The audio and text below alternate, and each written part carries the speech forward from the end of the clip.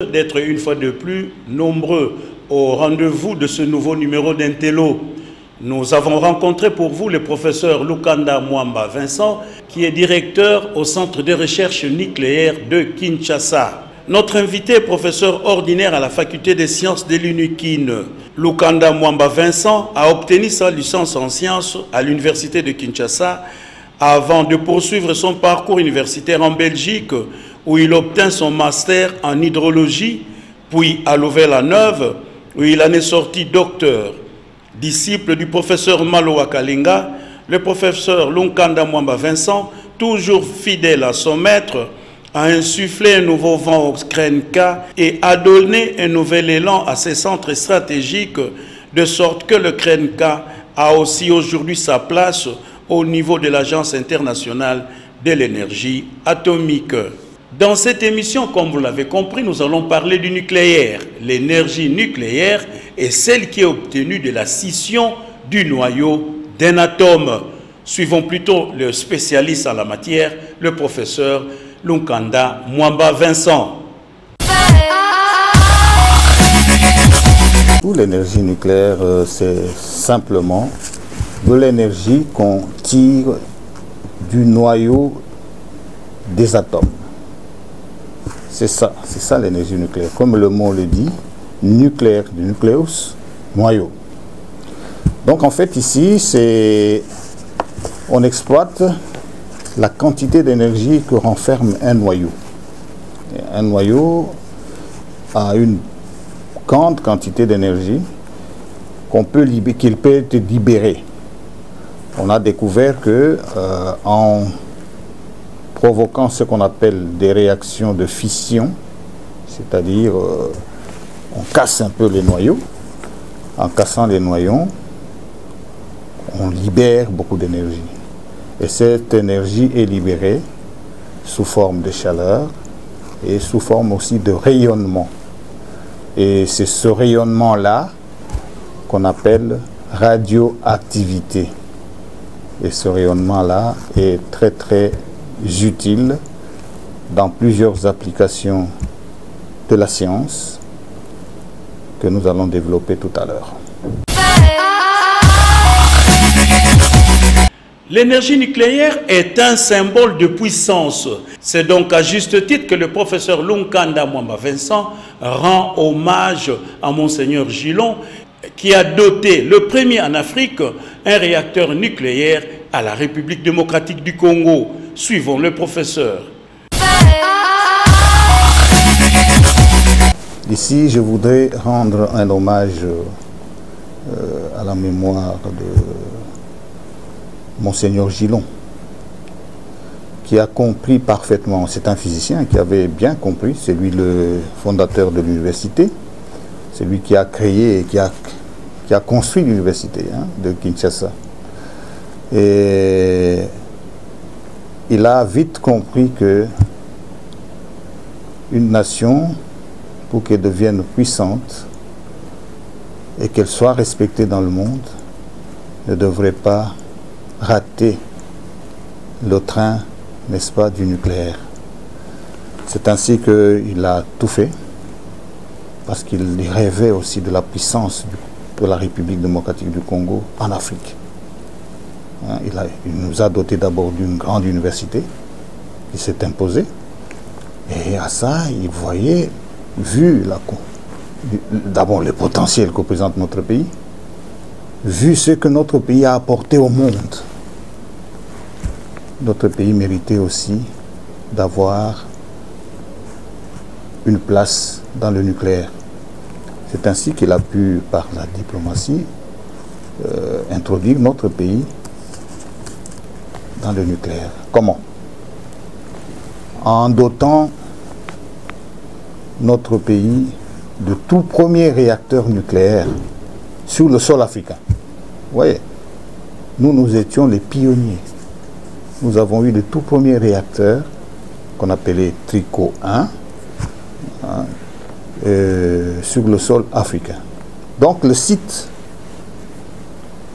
de l'université ici, derrière le site du commissariat général à l'énergie atomique, c'est un site historique. C'est ici est né le nucléaire africain. Voilà. Alors, c'est très important de maîtriser cette ressource. Vous pouvez vous-même le constater. Les 5 grands du monde, ici je vais vous citer les États-Unis, je vais vous citer la Grande-Bretagne, je vais vous citer la Chine, la France, la Russie. Voilà les tout grands. Et ce sont ceux-là qui pilotent le monde et qui sont dans le Conseil de sécurité des Nations Unies. Et ils ont le droit de veto. Quand vous regardez tous ces pays, ils soignent leur nucléaire. Ils ont leur nucléaire est très bien soigné. Alors, allez-y comprendre. Donc, c'est un élément de puissance. Dans le monde actuel, le nucléaire constitue un outil indispensable de recherche. Et le professeur Lukanda Mwamba Vincent est convaincu que sans le nucléaire, la recherche actuelle ne connaîtrait pas cet essor. En République démocratique du Congo, le centre de recherche nucléaire de Kinshasa est intervenu dans plusieurs secteurs de la recherche et de la production. C'est un outil indispensable. Indispensable, n'est-ce pas, dans toute recherche dans le monde actuel. Dans le monde moderne, vous ne pouvez pas vous passer, en faisant les recherches, vous ne pouvez pas vous passer, n'est-ce pas, du nucléaire. Le nucléaire, c'est tout ce qui touche à l'énergie produite par les noyaux. Je cite les domaines en agriculture. Nous avons besoin vraiment, nous utilisons cette technique et nous rend d'énormes services. Je reviendrai là par quelques exemples. Nous avons aussi la médecine. La médecine actuelle ne peut pas se passer du nucléaire. Je reviendrai là-dessus quand je vous parlerai des exemples que nous avons ici. Il y a l'industrie. L'industrie actuelle ne peut pas se passer du nucléaire. On utilise beaucoup de jauges nucléaires dans l'industrie. Il y a aussi la recherche fondamentale. La recherche fondamentale, c'est-à-dire la recherche en sciences physiques, les sciences fondamentales, sciences physiques, sciences chimiques, des sciences biologiques, les sciences qui touchent à l'environnement, etc., etc. Voilà les domaines essentiels dans lesquels le nucléaire est toujours présent. Or, quand vous êtes présent dans ces domaines-là, vous devenez un outil très, très, très indispensable dans la recherche. Voilà ce que je peux dire. Alors, les exemples. Les exemples sont multiples. Je vais passer comme ça. Bon, je parlais de l'agriculture. Vous voyez, dans l'agriculture, vous vous demandez qu'est-ce que ça vient faire encore le nucléaire là-bas. Mais non, avec le nucléaire, nous pouvons produire des mutants. Des mutants, c'est par exemple pour améliorer les semences. On peut utiliser les techniques nucléaires pour vous produire des semences de bonne qualité. Voilà. Vous pouvez aussi utiliser le nucléaire dans la sécurité alimentaire. Vous savez que la stérilisation de certains aliments, de plusieurs aliments d'ailleurs, peut se faire par des méthodes d'irradiation qui utilisent le nucléaire. Voilà, ça c'est la sécurité alimentaire. Nous allons encore dans la stérilisation des aliments. On utilise les irradiateurs qui utilisent le nucléaire. Non seulement la stérilisation, mais on peut aussi faire la stérilisation des aliments, mais aussi la stérilisation du matériel médical ou des objets qu'on utilise par exemple dans les laboratoires et en médecine et ailleurs. Ça va dans les choses. Bon, ça c'est des exemples, quelques exemples que je ramasse comme ça. Bon, allons maintenant en médecine, comme je vous ai dit. En médecine, là, actuellement en médecine, on fait ce qu'on appelle de la radiodiagnostic. La radiodiagnostic utilise des méthodes nucléaires. Ça va. On peut diagnostiquer facilement les anomalies dans un corps en utilisant les scanners qui utilisent des méthodes nucléaires. La scintigraphie, ce sont des méthodes qu'on utilise pour pouvoir diagnostiquer les anomalies dans le corps. Et on peut faire aussi de la radiothérapie. On peut faire des traitements, surtout des cancers et des tumeurs, avec les méthodes nucléaires. Donc ça c'est la médecine nucléaire qui aujourd'hui est indispensable. Plusieurs pays se lancent là-dedans et nous ne sommes pas en reste. Nous avons déjà commencé une unité aux cliniques universitaires qui est en train de s'accroître, mais nous avons un grand projet, comme vous pouvez le voir, vous allez le voir dans l'illustration qu'on va vous montrer. Nous avons un grand projet d'un centre de diagnostic et de radiothérapie que nous voulons vraiment mettre en application et construire ici à côté, en face des cliniques universitaires, sur le site universitaire.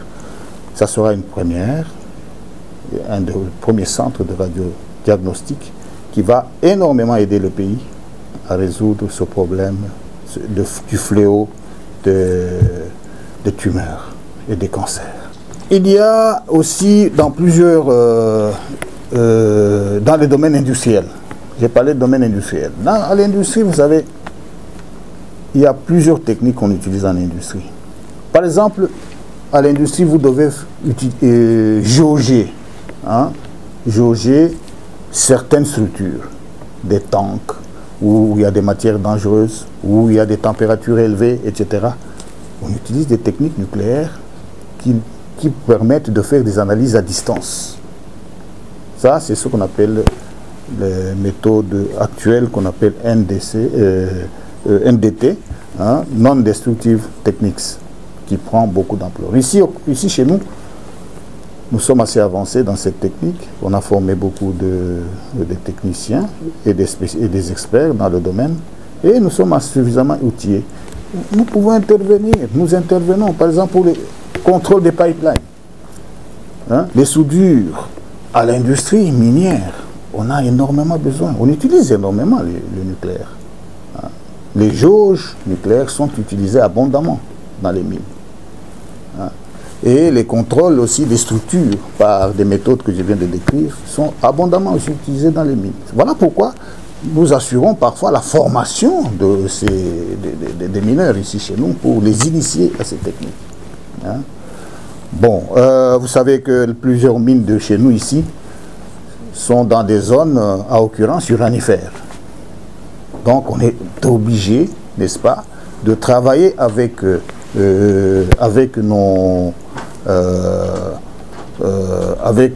nos mineurs pour les initier et les aider à comprendre, n'est-ce pas, la radioactivité.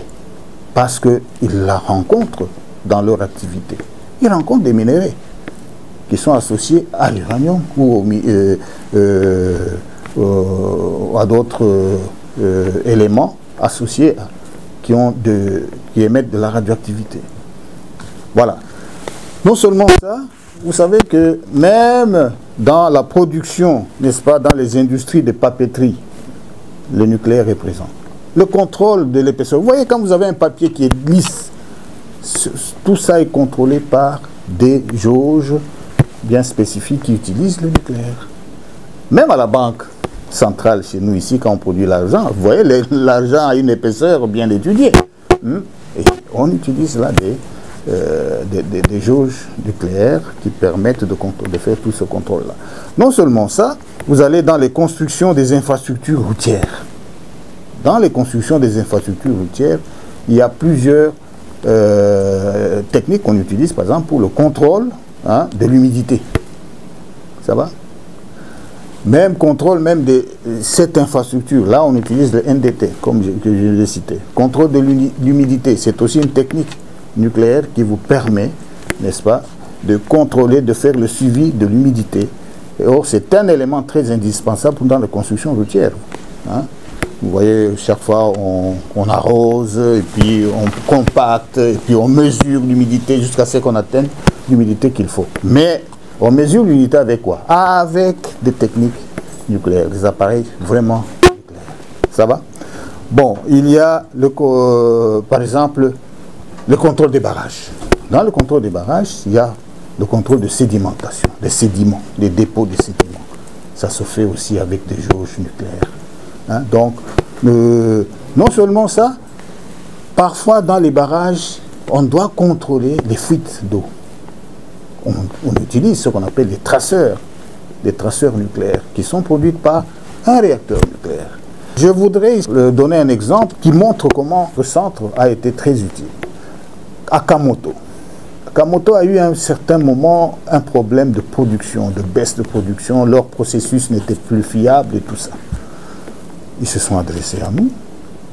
Nous avons dit non, nous pouvons faire une étude de votre système de production, hein, pour en vérifier, n'est-ce pas, la qualité, hein, en faisant in vivo. C'est-à-dire, nous avons besoin de prendre de l'or produite là chez vous. Nous allons irradier ça ici chez nous. On étudie le temps de transit, etc. Et ça a vraiment permis de découvrir des anomalies qu'il y avait dans le système et améliorer leur système. Voilà, un cas. Ça, on a fait à Kilomoto. Prenons le cas de la Gécamine, le contrôle des déchets. Hein, le contrôle des déchets de la Gécamine. Nous le faisons aussi avec des techniques nucléaires. Hein. Ça, c'est avec les techniques nucléaires, avec le réacteur nucléaire que nous faisons tout ça. Et nous avons eu un cas, vous voyez, des déchets qu'on envoyait à Hoboken, hein, en Belgique. À un moment, on nous avait demandé de faire l'étude. Nous avons mis à la disposition de l'État, hein, toute la composition de ce qu'on appelait déchets. Et ça a aidé à l'État de prendre une décision. Voulez-vous un jour travailler au centre de recherche nucléaire de Kinshasa? Ah oui, c'est possible, mais il faut avoir un cursus approprié, mais aussi une bonne moralité. Bon, c'est multidisciplinaire, hein?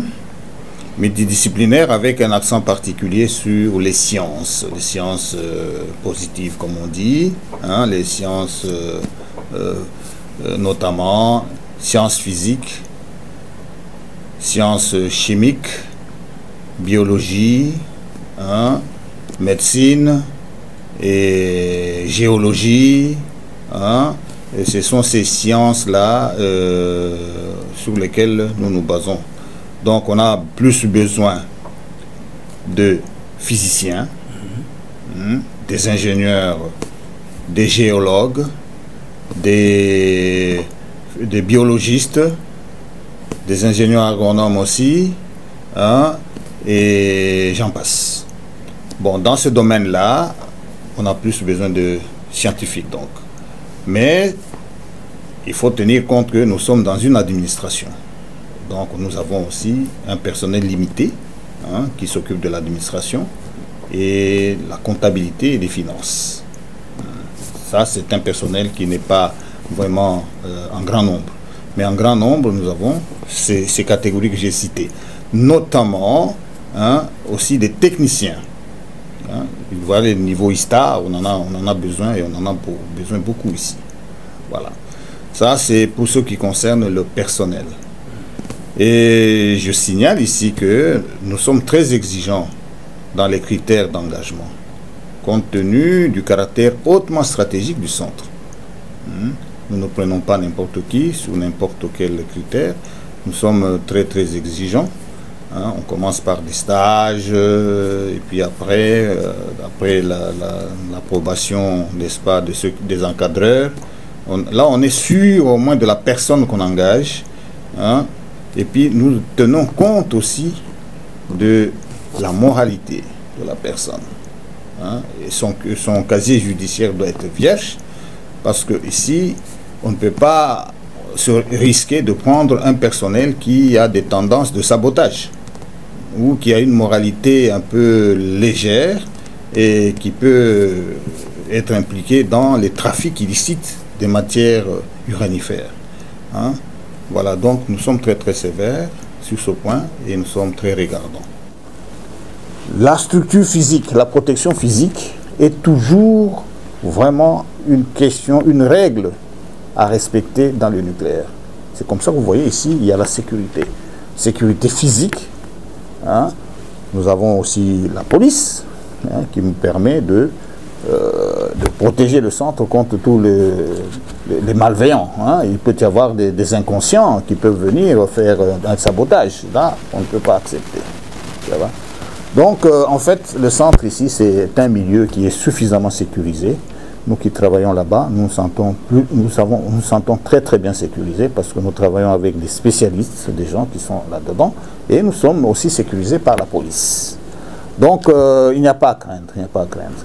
Bon, vous avez parlé de l'environnement. Non, ce n'est pas parce que nous sommes en ville ou quoi que nous devenons un grand danger. Non, non, ce n'est pas ça. Les structures vitales du centre, hein, sont très très très bien étudiées et très bien sécurisées. Le réacteur nucléaire de Kinshasa est depuis plusieurs années à l'arrêt.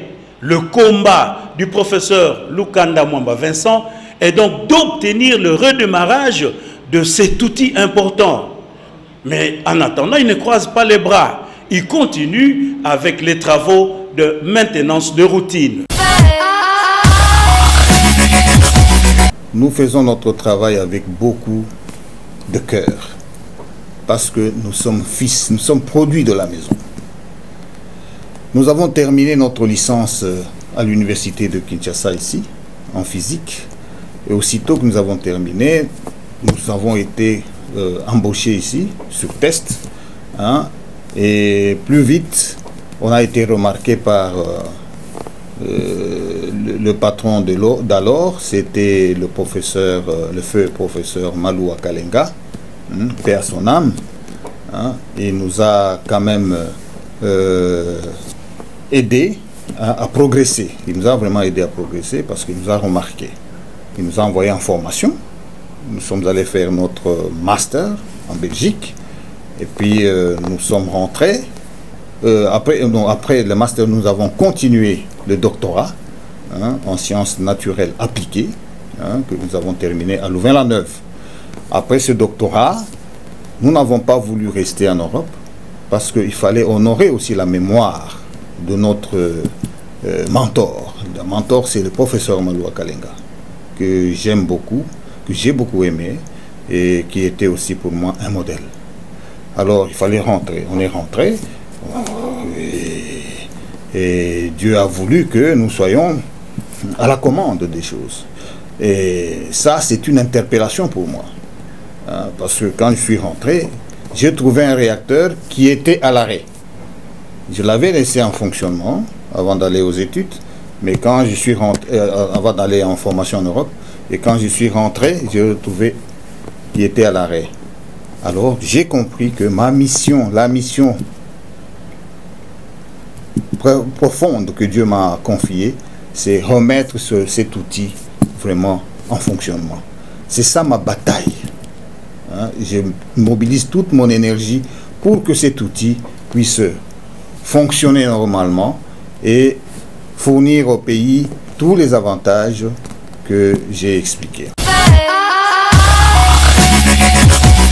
Le professeur Lukanda Mwamba Vincent croit à la volonté politique des autorités congolaises et particulièrement en celle du président Félix Tshisekedi de moderniser l'outil de travail du Centre de recherche nucléaire de Kinshasa, qui est un outil de souveraineté pour la République démocratique du Congo.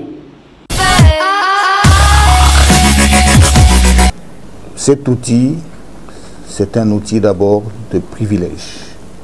C'est un outil de puissance. Tout pays qui soigne bien son nucléaire est respecté dans le monde. Donc politiquement, je crois que c'est un outil qui peut servir à nos autorités. Ça, c'est un. Mais scientifiquement parlant, je l'ai démontré, c'est un outil très utile pour pouvoir intervenir dans la course vers la modernité du pays, dans plusieurs domaines que j'ai cités. Cet outil a montré son importance dans certains cas.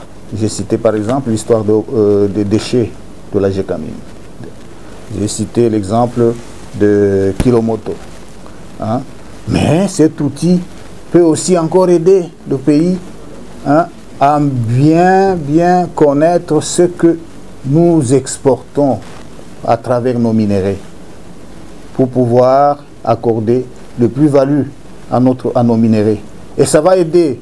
C'est un outil qui peut aider le décideur à prendre de grandes décisions aussi. Donc c'est très important. Et puis j'insiste sur le fait qu'il y a une course en Afrique pour obtenir des réacteurs. Nous avons avantage à réactiver le nôtre et aller de l'avant. Voilà ce que je peux demander aux autorités qui nous soutiennent vraiment, qui nous financent pour moderniser notre réacteur, et pour que le Congo puisse reprendre son leadership dans ce domaine. Et je suis tout à fait convaincu qu'avec le dynamisme et la vision de notre président de la République, son Excellence Félix Tshilombo, avec cette vision nouvelle qu'il a et l'impulsion et l'image qui se fait du pays, je pense qu'il y a beaucoup de chances que nous puissions vraiment redémarrer aussi notre réacteur et relever notre niveau du nucléaire, qui est déjà en train d'être relevé, parce qu'il était au plus bas quand on a pris les choses en main, mais il est déjà en train d'être relevé, parce qu'on devient de plus en plus compétitif au niveau international. Voilà, j'ai vraiment l'espoir, et j'y crois, avec l'appui de l'autorité suprême, notre pays va recouvrer son leadership dans le nucléaire.